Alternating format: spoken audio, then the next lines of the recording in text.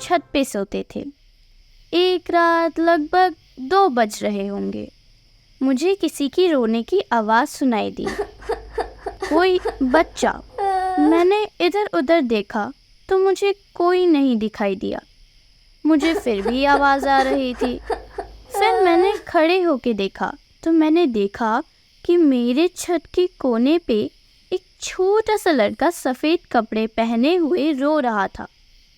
पहले तो मैं डर गई, फिर बड़ी हिम्मत जुटा के उसके पास गई और उससे पूछा, कौन हो तुम? कहाँ से आए हो? वह लड़का मुझे देखकर और डर गया और फिर और रोने लगा। मैंने कहा, शांत हो जाओ, शांत हो जाओ, मैं तुम्हें कोई नुकसान नहीं पहुंचाऊंगी। वह शांत हो गया।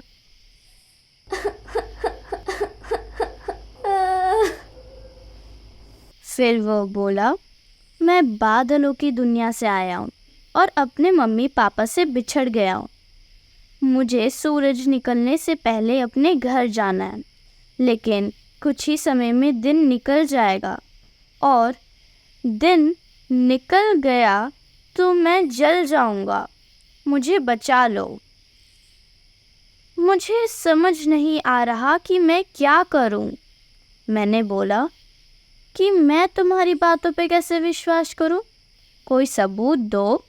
फिर उसने मुझे एक पंख दिया और बोला, इसे तुम धूप में रखना और देखना ये बादल बन जाएगा।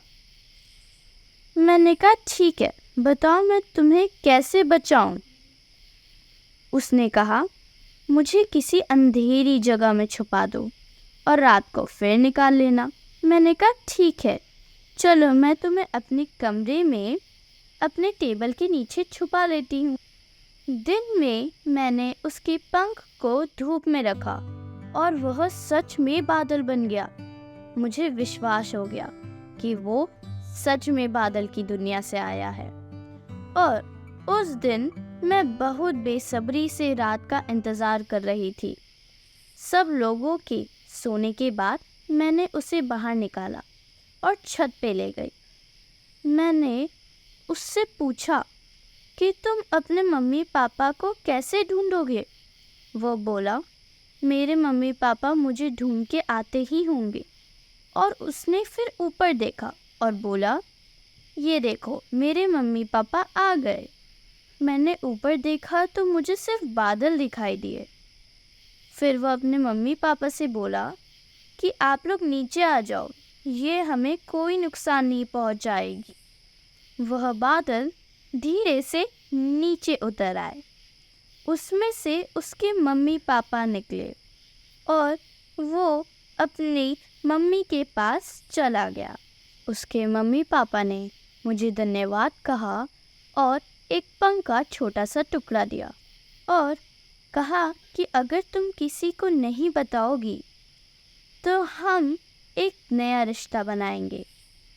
ऐसा रिश्ता जो बादलों और इंसानों के बीच का रिश्ता होगा।